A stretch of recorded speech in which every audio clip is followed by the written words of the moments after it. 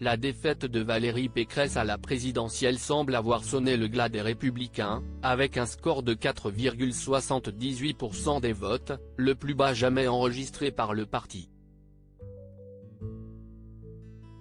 À l'Assemblée, le parti n'a fait guère mieux, ne parvenant à obtenir que 59 sièges.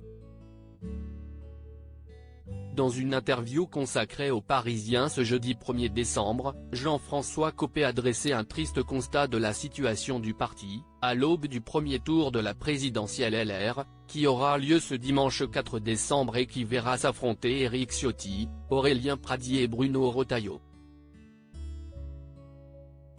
Craignez-vous, comme certains, que le parti explose ? Ont demandé nos confrères à l'ancien président de l'UMP. J'espère que non. Ça serait dommage, on est déjà plus très nombreux. Un président de parti qui vient d'être élu doit rassembler, a répondu sans détour l'homme politique de 58 ans. Selon Jean-François Copé, le parti souffre d'un désintéressement de la part des électeurs, que même la campagne entre les trois candidats à la présidence LR n'aura pas su raviver. J'ai trouvé que c'était une campagne sérieuse. Les trois candidats n'ont pas démérité à travers leur déploiement sur tout le territoire. Reste que ça n'a hélas pas beaucoup intéressé l'opinion, peu d'électeurs, affaissement de LR. Le parti a du mal à mobiliser l'attention, a-t-il analysé. Pour le maire de Meaux, il faut que les Républicains recréent un leadership avec une équipe sérieuse et professionnelle au gouvernement et à l'Assemblée et reconquissent le cœur d'une majorité de Français.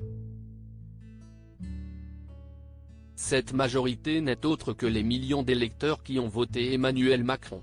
Jean-François Copé est catégorique, le nouveau président de la droite ne devra pas hésiter à trouver un accord avec l'actuel président de la République pour que LR reste un parti de gouvernement.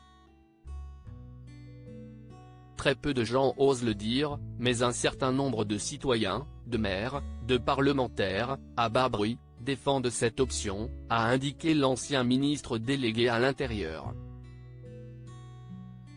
En parallèle, le mari de Nadia Copé a mis en garde contre la tentation d'une dérive du parti vers l'extrême droite. Attention, si nous laissons planer une ambiguïté avec un parti extrémiste, cela risque de nous faire perdre ce qu'il nous reste.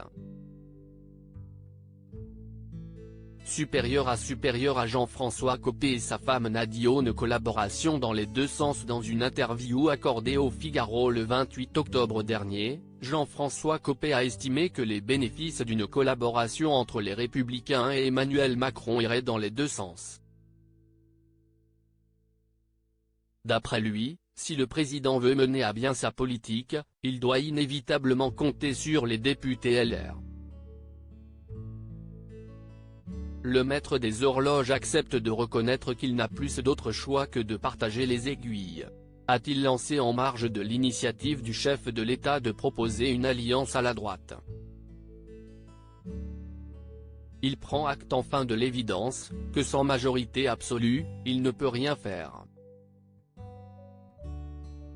Or face à la radicalisation des partis extrémistes RN comme NUP et face aux défis considérables qui sont devant nous sur le plan géopolitique, financier, énergétique, sécuritaire, nous ne pouvons pas avoir un exécutif impuissant, a-t-il conclu.